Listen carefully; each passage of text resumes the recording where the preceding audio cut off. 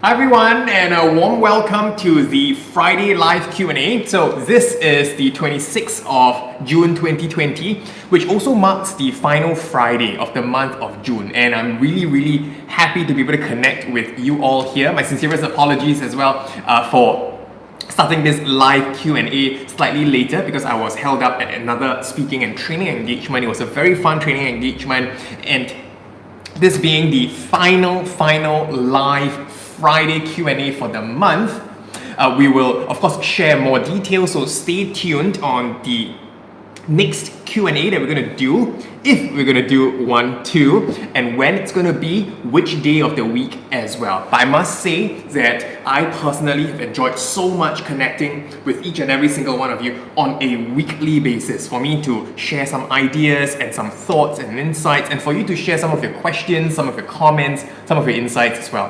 Whether you are tuning in live watching on Facebook, whether you're tuning in watching it live on YouTube or live watching on Instagram, it's always such a great pleasure to connect with you all. So I have with me the box of questions. So this box of questions, they are a mixture of personal questions as well as public speaking related questions. So I'm going to pick questions at random, but feel free, this being a live Q&A, to send in questions that you have, and I'll be more than happy to answer them. Sounds good? Yeah? Okay, so let's pick a question. And the question that I have is this.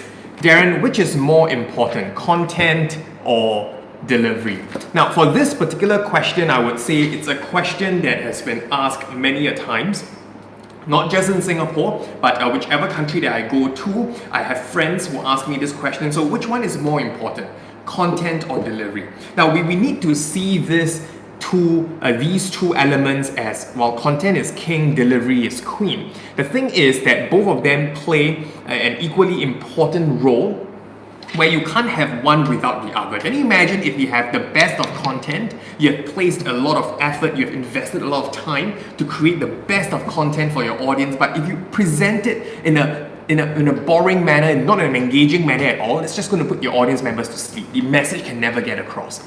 On the other hand, if you have the best of body language, the best of delivery, you use the perfect vocal variety, you use the best of stage positioning, you're most enthusiastic and energetic, the thing is, whatever that you say, if it has no substance, then it's certainly not going to transmit the message effectively to the audience as well, because the audience members, after just a few minutes, they're going to be able to make a decision. Now, the thing is that our audience members, they are very smart, and they know, they basically know whether or not you're wasting their time, whether or not you're giving something that's of value, whether or not you're worth them staying put, listening to you, what you have to say next. So content and delivery, they are equally important. What I would say is that focus on building your content as a starting point. Because if your focus is on the delivery first, then the trouble is you're going to force fit content to suit that particular delivery standard or modality. What you would want is, you want to make sure that you get the content out right first, then taking a look at the content, knowing who you're speaking with, understanding the occasion as well, whether it's formal and informal, is it going to be conversational or less so, the age group, the culture, the background of your audience, to then tailor a kind of delivery, whether you want to then start with a moderate energy level before bringing them up to a high energy level. So I would say both are equally important. Yeah? Okay, so another question that I have is, this is from Horace. Horace asks, is vocabulary very important to communicate effectively? Now, thank you, Horace, for your question. Now, I would say the vocabulary is very important to communicate effectively. And here's the thing, a lot of us now conceive of vocabulary as a slightly different thing, where in the past, maybe vocabulary is conceived as just a bank or an arsenal of words meant to impress individuals of how intellectual or how educated you might be, being able to pick several difficult words that only they're exclusive to a few, giving a feeling of superiority so that those who do not know, they will have to search it up. Now the vocabulary that you use to speak with your audience members change. They change. It's changed in a way where, depending on who you're speaking with, the vocabulary that you use has to change to make sure that you get the point across to them in the shortest pathway possible. Let me give you an example. I was speaking at a particular event where I was speaking with a group of teenagers, 13 years old to about 19 years old. And for them, the vocabulary of our teenagers, I'm not talking about whether they can understand difficult words or not. I'm talking about whether or not they feel like you are one of them, whether you are a part of, not apart from them. Are you able to use their lingo? Are you able to understand the use of acronym? And it took me quite some time to be able to understand what certain acronyms stands for. For example, away from keyboard, AFK, things like NVM, things like talk to you later, all in acronyms. All in abbreviated form, in the form of an acronym. I would say that's again the vocabulary that we need to be mindful of. So is vocabulary important? Absolutely. But not really seen in the sense that we understand it to be like in the past, where it's meant to just impress the audience, but now the vocabulary used is meant to connect with the audience. So, lovely questions from Horace, thank you very much. Let's pick another question. The question is, any tips for online video public speaking? So I think this is a very powerful question, and I'm working on a publication as well to share more tips and more strategies on how you can deliver an online presentation and an online speech better. Now, here's the thing.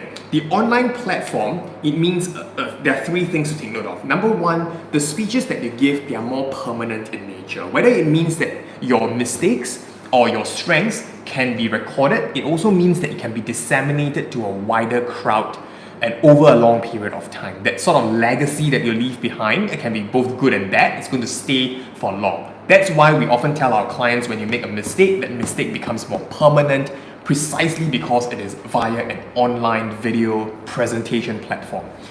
The other thing to take note of is the distractions, they are abundant. You have to compete. In the past, where let's say you're speaking with a live audience, right? At a physical location. When you speak with them, there's that societal pressure, peer pressure, or that societal norm that informs your audience members that, hey, you have got to listen. If you're out there making a lot of noise, if you're out there to be distracting, if you're out there playing with your phone and you are in full view of the other audience members, you are likely to be viewed differently. And because I don't want to be viewed differently, that's why I'm going to modify my social behavior and better pay attention, however boring it may be. Here's the thing, when it comes to online presentation where people can easily switch on and off their video feed, it means that they can easily switch it off and be distracted by looking at other things. Switching on their internet browser, doing some other things, making some transactions, sending emails and all while you are speaking. So, which is why the distraction level is much higher as compared to a live physical crowd. And the third thing to know about online video public speaking is that you have a smaller number of dimensions to work with in terms of non-verbal engagement, where even if you're standing or even if you're seated down, you won't be able to bridge what we call the physical distance between you and the audience by way of other aspects of the five senses. For example, the sense of smell, that's one important thing. For example, the sense of touch as well. So these two, they are totally taken away, and you are not able to do that for an online presentation using an online platform. So how do we go about making ourselves more effective in presenting in that way? Three things to take note of. Number one, let's talk about mistakes being more permanent. So what you want to do is you would want to rehearse it more times. If you rehearsed it twice or 4 times for a live physical crowd, you're going to pump up that number. You're going to pump up that number to 2 times or 3 times. You have to make sure you clock in the repetition. And what you want to do is, for your rehearsals, you're going to do it with the online platform as well. That was what I experienced when I took part in the 2016 World Championship of Public Speaking. When I did my rehearsal, I did so without wearing my shoes for a live presentation. And what happened was, on the day itself, I almost tripped and fall flat on my face. So that's something that you want to take note of. So likewise, when doing an online video presentation, rehearse. When I say rehearse, it's not just in front of the camera like what I'm doing right now and just presenting. You have to rehearse toggling with the various buttons, when you're going to change to the next slide, when you're going to do screen share, when you're going to stop video feed, when you're going to blank the screen, when you're going to allow Q&A, when you're going to allow speakers to talk. So these things, you need to have them rehearsed at your fingertips. The second thing to take note of would be, because the distraction level is much higher as compared to a physical live training, you would want to include even more pattern breaks. For example, if you are used to using a PowerPoint slide to present, then what you want to do is you can't use really the blank screen function, but here what you could do is that you can always choose to change from the share screen to you as the speaker speaking. In that way, the audience members, there's that break, there's that refocus, there's that change in concentration, plus at the same time, the audience members, they're able to see you speaking when the slides no longer advance your point. If you are using a slide-heavy deck, then you would want to make sure that the transitions that you use from pictures to videos to the next slide, you include more of that. If say you are used to using 3 videos in your presentation or using perhaps 5 slides in your presentation, you're probably going to increase that number, by tripling it down or multiplying by even more times. The third thing, and that is, get the audience members engaged. Get the audience members engaged by asking them to click on the raise hand button if you're using Zoom, for example, for them to type in the answer to the question that you ask. It could be a rhetorical question, it could be getting the audience members to guess, it could be a question which you want the audience members to give their responses so that you can have a quick, survey of numbers. Get them to type it out, right? Type it in the Q&A box or type it in the chat box so you're able to take a very quick look. Or if you have a PA, your PA will be able to do a quick collation. That physical act of typing it down is really going to help the audience members participate even more and to break out of that monotony. Make sense? Yeah? So, lovely question. Let's pick another question. Well, I think there's one question coming in live from our audience. Let's see. The question is, what is your secret to speak with variation? I really thought I spoke with variation, but when I play back or have feedback from the audience members, the variation is not huge. Now here's the thing. A lot of times where we feel that our vocal projection is enough. Our body language, non-verbal communication cues are enough. Vocal variation is enough. Many a times if you get feedback from the audience, if it's 1 or 2, then perhaps you want to observe even more. But if you get a lot more of such feedback, what you would want to do then is play it back as you did rightly. And if you notice that even you yourself, you have the awareness that the variation is not big enough because it's not enough to bring the characters to life or to drive home enough excitement, what you will want to do 2 things. Number 1, in your rehearsals or in your practice, you need to warm yourself up. Now, what do I mean by that? If you are used to speaking on a scale of 0 to 10, let's say at an energy level of 5, then what you want to do is force yourself to go outside of that comfort zone, to go to a 7 or 8 when you present. For instance, if I'm presenting like this, and I'm speaking at this volume, if I get a lot of feedback from the audience that this volume is not good enough, then for my warm-up, what I want to do is to bring up and let my body be used to a higher range. I would then want to speak at a much louder volume, perhaps another 3 or 4 notches louder. So you practice that for about 2-3 minutes to get your body warmed up so that later when you deliver the actual piece, even if it drops down to another few notches, maybe 1 or 2 notches lower, it would still be much better than your so-called comfort zone. Now, the other tip that I'd like to share with you is that you would want to get a quality coach where the coach will be able to help you stretch the spectrum of variance. So your coach will be able to share with you exactly how you can spread, like for example, when you speed up or when you slow down, when you're going to do that. Sometimes it's not just a matter of can you do it, it's also a matter of are you doing it at the right point, at the right place, at the right time. Yep. So lovely question. Oh, we have another question coming in, and this question is from Amit. Amit, thank you for this question. Amit's question is, what is the one thing to do to prepare for a boardroom presentation? Well, it depends. If your boardroom presentation is not in the physical sense and it is in the online sense, then those 3 tips that I've shared with earlier, which will be made available anyways after this, if you missed that part out, they will be applicable, right? Including introducing more pattern breaks, including engaging the audience members with getting them to respond to your questions. But if say it's a physical boardroom presentation, then what is one thing that you can do to better prepare for your presentation? It's know at which part of your presentation is a change in ideas. Because you see, depending on your boardroom presentation and the position that you have in the company, you're not likely to be able to just give that presentation without interruptions. That means if you are giving a presentation or presenting this content deck before senior management staff, they are likely to perhaps say, okay, let's just pause there, I have a question about this. What do you mean by cost per acquisition, and what's the perhaps this number as compared to 3 quarters before? You would want to be ready to answer that question, and you're going to have your train of thought, to have your momentum broken. When that happens, the question is, are you prepared to pick yourself up from there? So knowing your content well is more than just memorizing from start to end. Knowing your content well means, can you break the content deck up into the logical, say 5 parts or 6 parts? How do you know they are the different parts where there's a change in idea or there's a change in direction?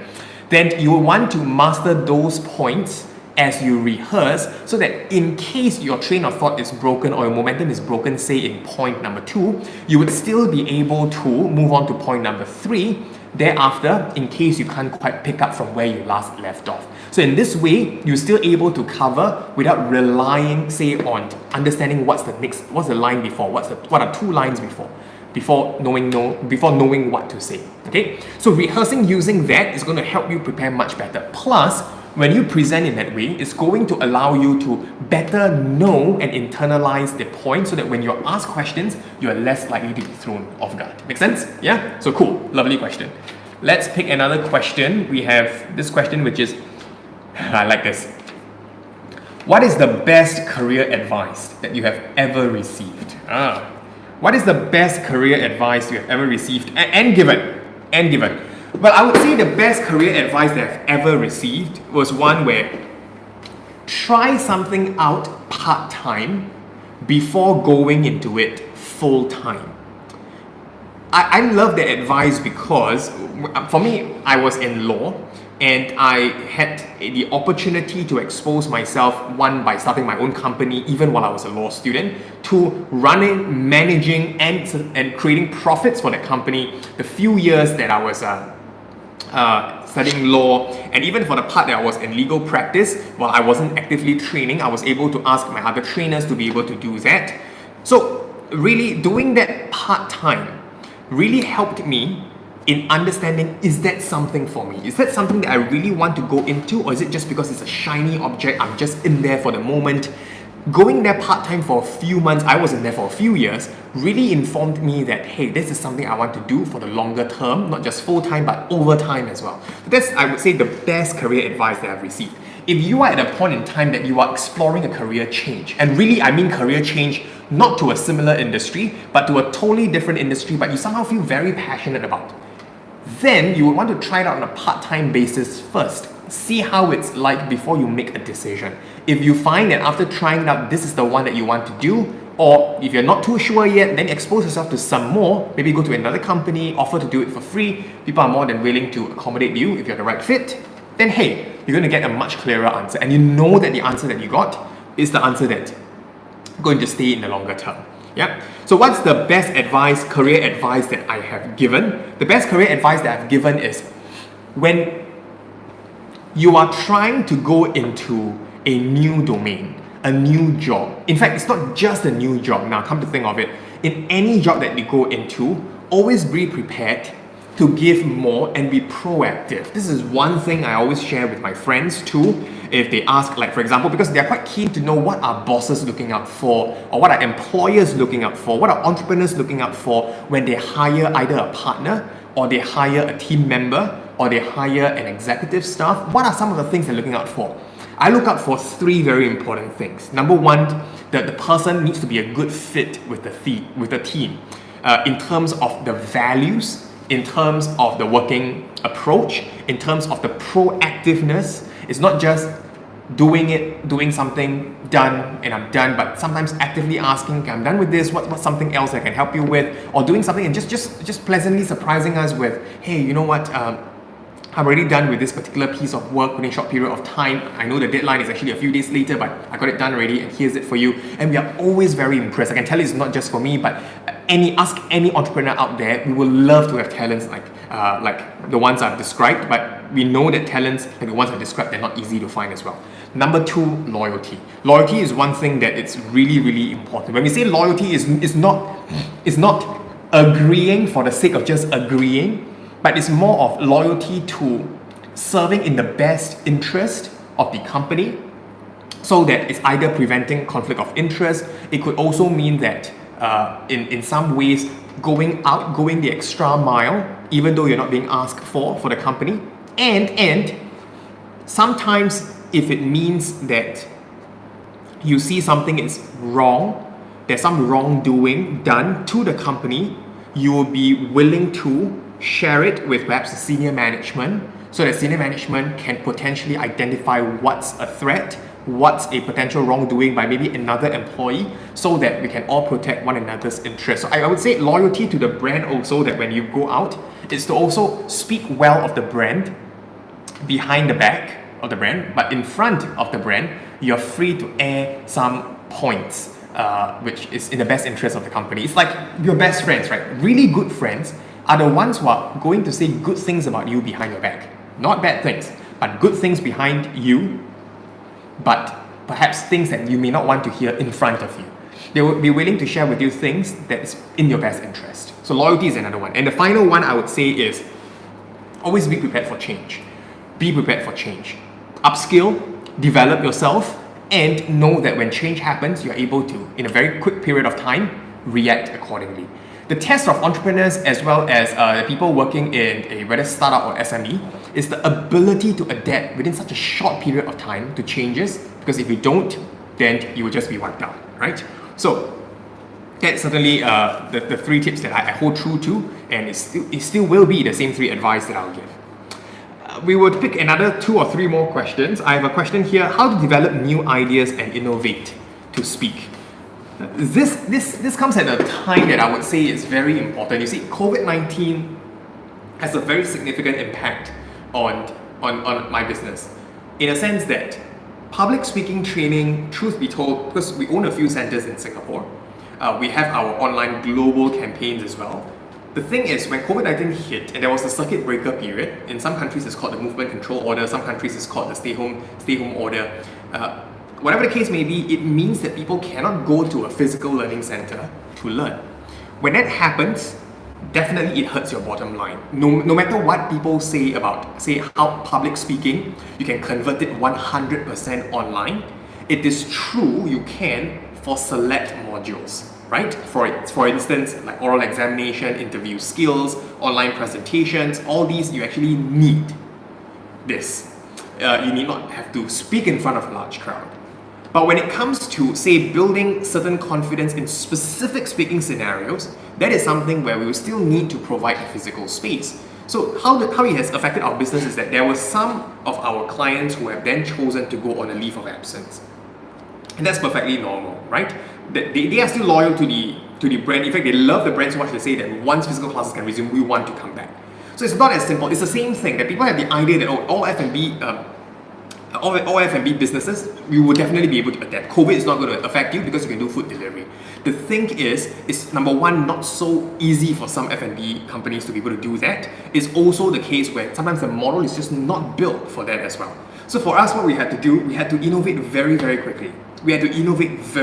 Number one, we had to communicate with our clients within a very short period of time. We had to, on top of our training, we had to offer some other support services so that people are able to get the evaluation, the tailored feedback from our audience. So we massively delivered on that, and that worked really, really very well with our clients. The other thing that we needed to do was to actually ride on the wave of innovation and innovate it with products, because digitalization has shaped the consumer habits within a very short period of time. So we needed to ride on that wave as well, and we're able to do that effectively with our global campaign. So innovating new ideas, how to develop these new ideas? 2 things. Number one, be open to find out how parallel industries and industries that are perhaps not even remotely related to yours are doing. Because when you do that, it's going to help you garner a lot of new ideas. You can see if there could be a cross application of ideas. Number 2, innovating of ideas, speak with a lot of like-minded individuals. Because we often say this, if you're speaking with a group of entrepreneurs, some of the things that we discuss, they're actually very different, right? So speak with like-minded individuals, speak with the community. They are likely to be able to share with you some ideas that work for them, so you're able to potentially incorporate. Make sense? Yeah? Awesome. We'll take 2 more questions. One is from our live audience. What is the most beautiful word in the world? I would say kindness. It's one thing that is lacking One thing that is lacking in this world is kindness. Kindness to two. Kindness to self, that's one. Kindness to others. The thing is, when we apply a lot of kindness, it's easier said than done. I can tell you now, apply more kindness, but what does it really mean? Applying more kindness to yourself means that it's alright to be not alright. Applying kindness to yourself means that it is okay to feel not okay. Applying kindness to yourself means that it's alright to be imperfect, because it's precisely because you're imperfect, that's why you are perfect. When you apply kindness to yourself in that way, that when you make a mistake, just say, I'm sorry, seek forgiveness, and work towards improving yourself. Because when you can accept yourself and apply kindness in that way, you feel much happier, don't you think? You feel that you are in a space where you can truly grow. That when, if you were to tell a kid, for example, that you're no way allowed to make a single mistake, if you tell a scientist who is now trying desperately to come up with a vaccine that I won't allow you to come up with a single mistake in developing the vaccine in the process, how are they going to develop a vaccine? Because one failed attempt is a mistake already. There's imperfection there. So applying kindness to yourself is all the more important. And I think that is severely lacking right now. Whether it's to parents, to spouse, to siblings, to trainers, to teachers, to students, to colleagues, we don't apply enough kindness in whatever capacity, whatever hat that we are wearing. Number two, applying kindness to others. The thing is, when you don't apply enough kindness to others, sometimes when we get into an argument or when we somehow seem to have a misunderstanding, we seem to think that and expect the other party to think the same way that we do. We expect that the other party to act in the same way that we do. We somehow expect that the other party, in such common sense, why can't you think in that way? But the moment when we apply more kindness and we start applying our mind to, you know what, maybe there could really be something going on with the family of that person, and that's why that person is maybe not performing, let me find out why. Let me not jump to conclusion. Let me apply more kindness. If a particular person said something that may be very irritating or annoying, apply more kindness. Give the person the initial benefit of doubt as well. That's really going to help not just make you happier, but it's going to make the world a much happier place. Yeah. So apply more kindness. For me, in fact, I'm not feeling very well today. Yeah, I'm feeling a little under the weather, but I still choose to give value. I may be giving it a value in a manner where I'm using maybe some pause fillers in my presentation. Maybe perhaps I'm in a particular outfit that's is comfortable for me, but perhaps it's not as great in the eyes of some individuals in doing a sort of like engagement series. But for me, I'm applying more kindness to myself that if I do what I say, the audience members that are going to feel the same way as well. And as I encourage all to apply more kindness, the audience members, they are also going to be like, yeah, I think this is another good takeaway. This is a good learning point. So why not? Yeah. So I'm going to pick one final question from the box. And my final question is, I'm an introvert. What should I do? And by the way, my accent is not great. What should I do? Here's the thing. If you're an introvert, it's not going to, it's really not going to affect your future or whether you can become an outstanding speaker. I'm an introvert. The way that I recharge is by way of not going out to party, but the way I recharge is really getting with my family members, with a close group of friends, just have a nice chat, maybe just reading, meditation, enjoying a nice meal, sipping a nice cup of Milo, that's my favorite beverage, and just relax, yeah? But when it comes to presenting, I'm able to give my all. So that's why we say being an extroverted introvert is possible. But don't you realize that if, let's say, you're an introvert and then you're an extrovert, you give a lot of energy, then later after your talk, you want to find a way to recharge. Like for example, finding some quiet time, going for a massage and stuff. So I do that. So embrace the inner introvert. It doesn't mean that it's not mutually exclusive. It doesn't mean that you're an introvert means that you cannot become a great speaker. It's the furthest away from the truth. I myself, and I know plenty of outstanding speakers who are introvert. Just go and do a quick Google search. You'll find plenty of introverts who are amazing leaders, amazing thinkers, amazing entrepreneurs, amazing speakers, professional or otherwise. So that's one thing. Next thing is your accent is not great. So if you're an introvert, do nothing about it. Because whether or not you're an introvert or an extrovert, the same measures apply. You're still going to pick up public speaking skills. You're still going to be able to learn the nuances and the techniques. So there's nothing special that you need to do about it. Embrace your inner introversion. Or I should say more accurately, your inner introvert. Okay? My accent is not great. Here's the thing. Your accent need not be great. Well, I mean, accent has got nothing to do with whether or not you're going to be an outstanding speaker. Tony Robbins, I mean, he speaks with a particular accent. Gary Vee speaks with a particular accent as compared to maybe Tony Buzan, maybe Richard Branson. Even in America, like I mentioned, depending on which state you're from, you don't have the same accent as with someone of a different state. Does it mean that you're less of a speaker? No. Compare it with perhaps, say, some of my friends, they may not have an American accent, they have an Australian accent. Is that any worse off than American accent? Is an Australian accent inferior to that of an American accent? I don't think so. Likewise, for an Asian accent, no. The idea is clarity. Clarity is more important than accent. Are you able to articulate your words? Are you able to pronounce and enunciate your words effectively?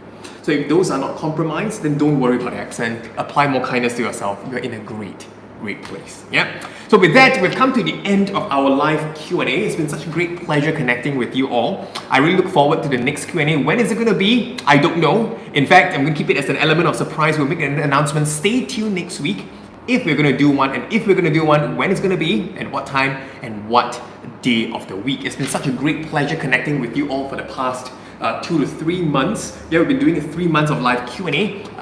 Reason why we are still evaluating is more of finding a right time. What the theme is going to be, number one, is to give you a surprise, and number two, more importantly, is to, at the same time, because for our physical centers, we're going to reopen very soon. So there's going to be quite a bit of work as well. So there's some arrangement of the schedule, but I look forward to connecting with you all on a weekly basis, hopefully. Fingers crossed. Stay tuned for our announcement. Take care, everyone. At this point in time, apply a lot more kindness to yourself and the people around you. Take care and be kind. Bye!